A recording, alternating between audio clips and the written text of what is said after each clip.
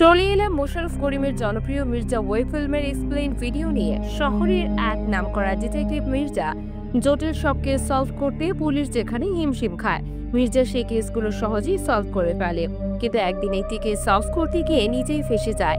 মির্জা কি নিজেকে বাঁচাতে পারবে, নাকি সে ফেসে যাবে বড় কোনো ঝামেলায়? চলুন দেখে আসা যাক। গল্পের শুরুতেই আমরা লিজা নামের একটি মেয়েকে দেখি। লিজা তার বয়ফ্রেন্ড রাশিদের বাড়িতে যায়।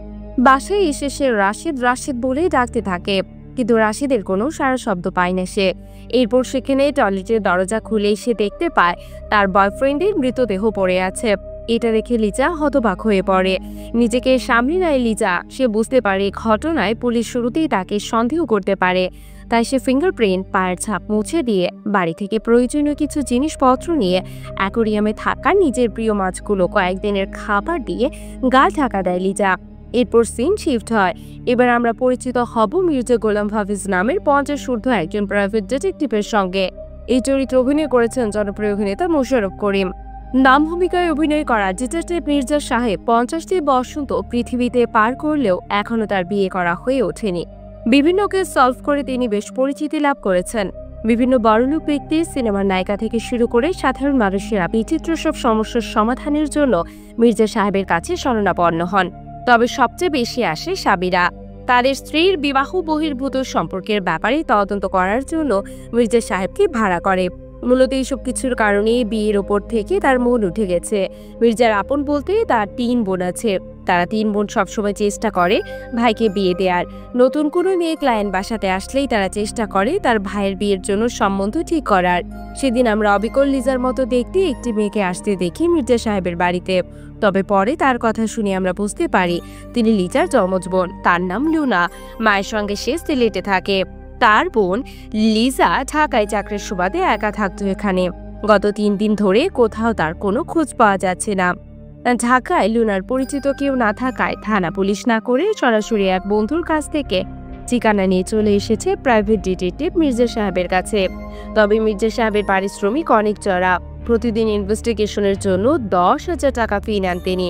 বোনকে খুঁজে পাওয়ার জন্য অবশ্য লুনা সেই টাকা দিতে রাজি হয়ে যায়। তার বোনের অফিসিয়াল ভিজিটিং কার্ডে নিজের সিলেটের বাসার ঠিকানা লিখে দিয়ে যায় লুনা। তবে এতক্ষণে অনেক কিছুর গোয়েন্দা দৃষ্টি দিয়ে অবজার্ভ করে ফেলেছে মির্জা। যেমন লুনার ভাড়া করা গাড়ির একটি চাকার হাওয়া কিছুটা কম। লুনা বেশ ক্ষুধার্ত। তার বোনের ভিজিটিং কার্ডের উপর লেখা বাসার ঠিকানাটা বেশ নতুন ইত্যাদি।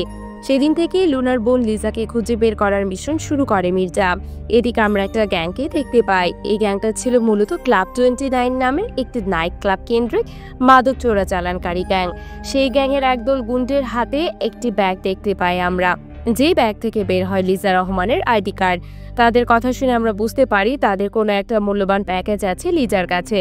তাই তারা হন্য হয়ে খুঁজছে লিজা রহমানকে। এই লিজা রহমানই কিন্তু আমাদের সেই মির্জা সাহেবের ক্লায়েন্ট লুনার বোন। এদিকে লিজার ব্যাপারে খোঁজ নেওয়ার জন্য তার বাসার দিকে নিজের পুরাতন গাড়িটি নিয়ে যাচ্ছিল মির্জা। বাড়ির দারোয়ানকে ফাপড় দিয়ে সে ঢুকে পড়ে লিজার বাড়িতে। কিন্তু তার আগে সে গুন্ডা বাহিনী সেই বাড়িতে সার্চ করেছিল। তারা মির্জাকে দেখে মারধর শুরু করে। মির্জা তাদেরকে জানায় লিজা তার কাছে থেকে 2 লাখ টাকা ধার নিয়েছে, তাই সে তাকে খুঁজতে এখানে এসেছে। অলরেডি গুন্ডা বাহিনী লিজার বাড়ি তছনছ করে ফেলেছে। তাই বেশি কিছু আর না খোঁজাখুঁজি করে শুধুমাত্র অ্যাকোরিয়ামে থাকা মাছগুলোকে কিছু খাবার দিয়ে বের হয়ে যায় মির্জা। বাসায় কিছু না পেয়ে সে চলে যায় লিজার অফিসে। সেখানে তার সঙ্গে পরিচয় হয় লিজার খুব ঘনিষ্ঠ একজন কলিগ, যার নাম ছিল নেহা। নেহা মির্জাকে জানায় 3 দিন ধরে লিজা অফিসে আসছে না, এমনকি তার ফোনও বন্ধ। লিজার একটা বয়ফ্রেন্ড ছিল যার নাম ছিল রাশেদ। তারা মাঝে মাঝে ক্লাব 29 নামের একটি নাইট ক্লাবে পার্টি করতে যেত। সেই ক্লাবের গিটার বাদক কাম সিঙ্গার ছিল এই রাশেদ। মির্জা তখন রাশেদের খোঁজে সেই ক্লাব 29-এ যায়, কিন্তু সেখানে গিয়ে সে জানতে পারে রাশেদও কয়েকদিন ধরে ক্লাবে আসছে না। সেখানকার একজন ক্লিনারকে টাকা দিয়ে রাশেদের বাড়ির ঠিকানা নেয় সে। রাশেদের বাসায় যেতে যেতে তার রাত হয়ে যায়। দারোয়ান চোখ ফাঁকি দিয়ে সে বাসায় ঢুকে পড়ে, কিন্তু বাথরুমের দরজা খুললে সে দেখতে পায় একটা লাশ। লাশটা মারার পর কেউ তার চেহারা পুড়িয়ে দিয়েছে। তখন সে থানায় ফোন করে। পুলিশ এসে অবশ্য মির্জা সাহেবের সাথে আনসাপোর্টিভ ব্যবহার করা শুরু করে। সম্ভবত প্রাইভেট ডিটেকটিভদের পুলিশ ভালো চোখে দেখে না। বেশিরভাগ ক্ষেত্রেই তারা কেসের তদন্ত করে সমস্ত ক্রেডিট নিজেরাই নিয়ে যায়, আর মিডিয়ার কাছে পুলিশকে হাসির খোরাকে পরিণত করে। যেহেতু ক্রাইম স্পটে মির্জা সাহেবকে প্রথম দেখা গিয়েছে, তাই তাকে জিজ্ঞাসাবাদের জন্য থানায় নিয়ে যায় পুলিশ। এদিকে মির্জা ফিরে না আসায় তার 3 বোন খুবই দুশ্চিন্তায় পড়ে যায়। তার মোবাইলের লাস্ট লোকেশন দেখিয়ে তারা থানায় চলে আসে। তারা যাবার পর থানার ওসি আরিফ সাহেব মির্জাকে ছেড়ে দেয়। তবে ছাড়ার আগে মির্জার কাছ থেকে কেন সে রাশেদের বাসায় গিয়েছিল সেসব কথা জেনে নেয়। তবে তারা বুঝতে পারে না কেন লুনা তার বোনকে খোঁজার জন্য পুলিশের কাছে না গিয়ে প্রথমে একজন প্রাইভেট ডিটেকটিভের কাছে গেল। এখানে নিশ্চয়ই কোনো যদি এবং কিন্তু আছে। মির্জা থানা থেকে বের হয়ে বুঝতে পারে তাদের পেছনে সে গুন্ডা বাহিনী ফলো করা শুরু করেছে। গুন্ডাদের মূল লক্ষ্য ছিল মির্জার প্রতিটি পদক্ষেপ ফলো করা।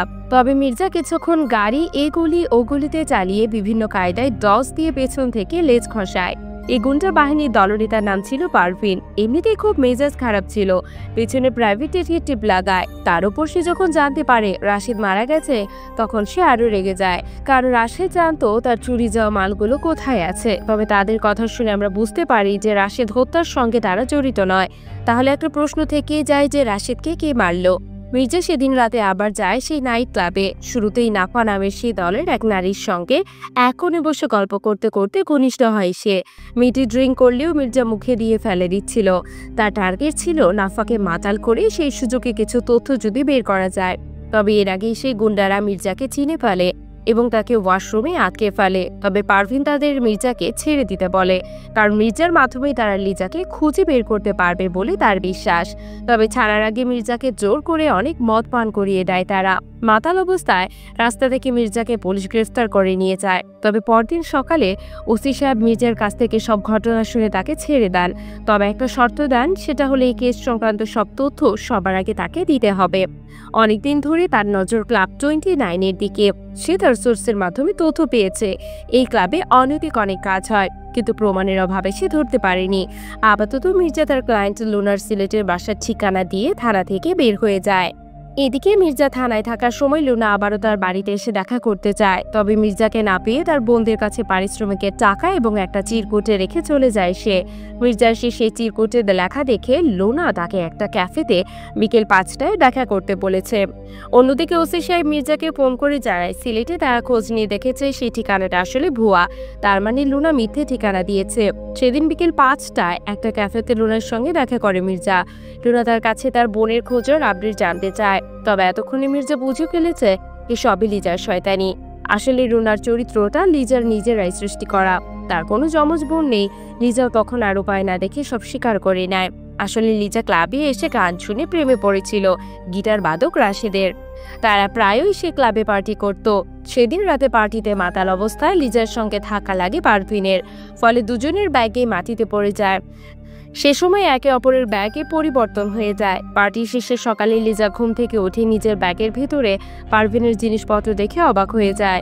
সে আরও অবাক হয় যখন তার ব্যাগের ভেতর থেকে একটা কাপড়ে মোড়ানো অনেকগুলো ডায়মন্ডের টুকরো খুঁজে পায়। লিজা প্রথমে ভেবেছিল অ্যাক্সিডেন্টালি তাদের ব্যাগটা অদল বদল হয়ে গেছে, কিন্তু পরে বুঝতে পারে সবে ছিল তার বয়ফ্রেন্ড রাশিদের চক্রান্ত। রাশিদ সেই ক্লাবে গিটার বাজাতে গিয়ে বুঝতে পারে যে পারভিনের দল বিভিন্ন ধরনের চোরাচালানির সাথে জড়িত। সেদিন পারভিনের একটি হীরা চোরাচালানের খবর পেয়ে পারভিনের ব্যাগের মতো দেখতে হুবহু একটি ব্যাগ রাশেদ তার গার্লফ্রেন্ড লিজাকে কিনে দেয়। পারভিন যখন ক্লাবে আসে ঠিক তখন লিজার হাত ধরে টেনে এমনভাবে নিয়ে যায় যাতে পারভিনের সঙ্গে সে ধাক্কা খায় আর তাদের ব্যাগ রোডে পড়ে যায়। ব্যাগ দুটো একই রকম হওয়ার সুবাদে রাশেদ পারভিনের ব্যাগটা চেঞ্জ করে নেয়। রাশেদের প্ল্যান ছিল এখন এই হীরাগুলো নিয়ে সে পালিয়ে যাবে এবং অন্য দেশে রাজকীয় জীবনযাপন করবে। তবে লিজা রাশিদের এই কাজটা একদমই সাপোর্ট করে না। সে কখনোই চোরাই মাল বিক্রি করে নিজের জীবন অতিবাহিত করতে চায় না। রাশেদ লিজাকে বোঝানোর চেষ্টা করে, কিন্তু লিজা কিছুতেই বুঝতে চায় না। সে চায় জিনিসগুলো ফেরত দিতে। রাশেদ লিজার এই মনোভাব বুঝতে পেরে কৌশলে তাকে ঘুমের ওষুধ খায় ঘুম পাড়িয়ে দেয় আর লিজাকে রেখে সে পালিয়ে যায়। লিজার জ্ঞান ফিরলে সে রাশেদের বাসায় যায় এবং টয়লেটে পুড়ে যাওয়া অবস্থায় তার মৃতদেহ দেখতে পায়।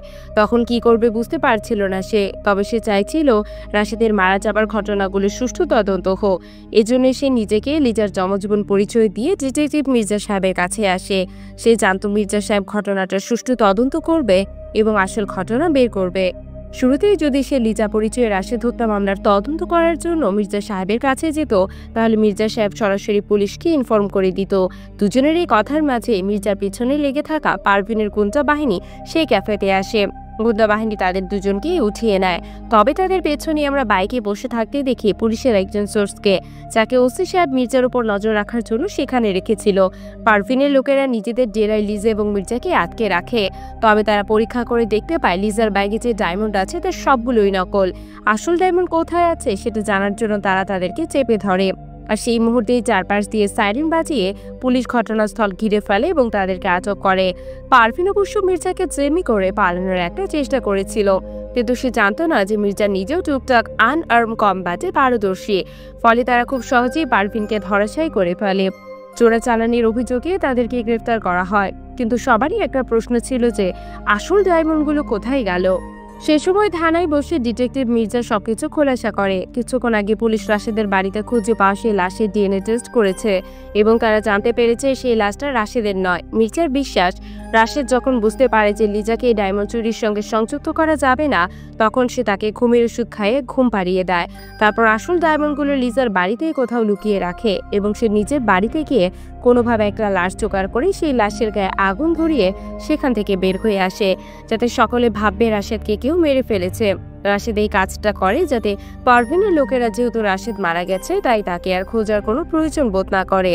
আর অন্যদিকে আসল ডায়মন্ডগুলো সে নিজের কাছে রাখে না, যাতে ইনকেস ধরা পড়ে গেলেও তার কাছে থেকে আসল ডায়মন্ডগুলো কেউ না নিতে পারে।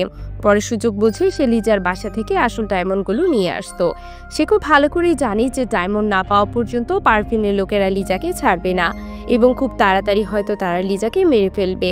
সেই সুযোগে সে সহজে লিজার বাসা থেকে আসল ডায়মন্ডগুলো বের করে আনতে পারবে। পুলিশ তখনই সে ডায়মন্ডগুলো খুঁজতে লিজার বাসাতে যায়। শুরুতে আসল ডায়মন্ড না পেলেও নকল ডায়মন্ডের সোর্স সম্পর্কে তারা একটা আইডিয়া পায়। লিজার বাসাতে একটা পুতুল ছিল, সেই পুতুলের জামাতে কিছু কাচের টুকরো লাগানো ছিল। সেগুলোতেই রাশেদ খুলে পাউচের ভিতরে ভরে নকল ডায়মন্ড বানিয়েছিল। এখন প্রশ্ন হলো আসল ডায়মন্ডগুলো কোথায় লুকিয়ে রেখেছিল সে। লিজার বাড়ি ইতিমধ্যে পারভিনের গুন্ডা বাহিনী তন্ন করে খুঁজেছে, কিন্তু তারা কোনো ধরনের ডায়মন্ড পায়নি। তবে মির্জা সাহেব যেদিন প্রথম লিজার বাসাতে এসেছিল সেদিনই কিন্তু সেই ডায়মন্ড দেখতে পেয়েছিল। রাশেদ পালিয়ে যাওয়ার আগে সেই ডায়মন্ডগুলোকে রেখেছিল লিজার অ্যাকোরিয়ামের ভেতর। মির্জা সেদিন বাড়ি থেকে বের হওয়ার সময় অ্যাকোরিয়ামের মাছদেরকে খাবার দিতে গেলেই তার চোখ পড়ে যায় সেগুলো। তখন সে ডায়মন্ডগুলোকে তুলে দেয় আইন শৃঙ্খলা রক্ষাকারী বাহিনীর হাতে। আর এভাবেই ডিটেকটিভ মির্জা গোলাম হাফিজ সলভ করে ডায়মন্ড চোরাচালানির কেসটি। কিন্তু শেষেও যেন হলো না শেষ। ঘটনাটি কিন্তু তার পিছু ছাড়ে না। সলভ করার কিছুদিন পর তার পরিবারের পছন্দের পাত্রী দেখতে আসে মির্জা। পাত্রীকে দেখার কিছুক্ষণ আগে তার ফোনে রাশেদের কল আসে। রাশেদ তাকে ওপেন থ্রেট দেয় যে তার ডায়মন্ড চুরি করার মূল্য প্ল্যানটা সে নষ্ট করে দিয়েছে এবং এর ফল খুব শীঘ্রই মির্জাকে পেতে হবে। আর মির্জা আর তার বোনেরা অবাক হয়ে দেখতে পায় তাদেরকে যে পাত্রী দেখানোর জন্য আনা হয়েছে সেই পাত্রী দেখতে অবিকল লিজার মতো, যে নিজেকে পরিচয় দেয় লুসি হিসেবে। তবে শেষ মুহূর্তে মির্জাকে লুসির চোখ টিপা দেয়, আমাদেরকে বুঝিয়ে এই লুসি আসলে লিজা পরিচয় মির্জার কাছে এসেছিল। লুসি, লুনা আর লিজার সব যেন একই ব্যক্তির প্রতিভূ। এখন প্রশ্ন হলো এই লুসি কি রাশেদের সঙ্গে জড়িত নাকি সত্যিই সে নির্দোষ? এই বিষয়টি এপিসোড ক্লিয়ার করা হয় না। সম্ভবত সামনে মির্জা সিরিজের আরও এপিসোড আসবে এবং সেখানে কাহিনীর পরবর্তী অংশ আমরা দেখতে পারবো। তবে আমার মনে হয় লিজা এবং রাশেদ দুজনেই এই চক্রান্তের সাথে জড়িত থাকলেও থাকতে পারে। তারা জানতো ডায়মন্ড চুরির পর পারভিনের গ্যাং তাদের পিছু করবে। রাশেদ তার বাড়িতে অন্য একজনের লাশ পুড়িয়ে দিয়ে অন্যত্র চলে যায়, যাতে সব দৃষ্টি পড়ে লিজার দিকে। লিজা ইচ্ছে করে মির্জাকে হায়ার করেছিল এবং তার মাধ্যমে পারভিনের দলকে পুলিশের হাতে গ্রেফতার করিয়েছিল। এই পর্যন্ত সবই ঠিক ছিল, কিন্তু তাদের ধারণাও ছিল না যে অ্যাকোরিয়ামে লুকিয়ে রাখা আসল ডায়মন্ডগুলো মির্জা খুঁজে বের করতে পারবে। এখানেই তাদের সমস্ত হিসাব নিকাশ ভুল হয়ে যায়। আর ডায়মন্ড খুঁজে পাওয়ার পর থেকেই হয়তো রাশেদ লিজার উপর চাপ প্রয়োগ করা শুরু করে। তখন লিজা নিজেকে বাঁচাতে আবারও মির্জা সাহেবকে খুঁজছিল। আর তখনই কাকতালীয়ভাবে ঘটকের মাধ্যমে তার কাছে মির্জা সাহেবের বিয়ের প্রস্তাব আসে। আর সেই প্রস্তাবটি সে লুফে নেয় যাতে আবারও মির্জা সাহেবের কাছাকাছি সে যেতে পারে। আর এখানেই মির্জা ওয়েব ফিল্মের প্রথম এপিসোডটি শেষ হয়। গল্পটি আপনাদের কাছে কেমন লাগলো তা অবশ্যই কমেন্ট করে জানাবেন। ভিডিওটি ভালো লাগলে একটি লাইক করে দেবেন আর চ্যানেলে নতুন হয়ে থাকলে সাবস্ক্রাইব করে ফেলুন পরবর্তী মুভি এক্সপ্লেনেশন পাওয়ার জন্য। আজ এখানে বিদায় নিচ্ছি, ধন্যবাদ।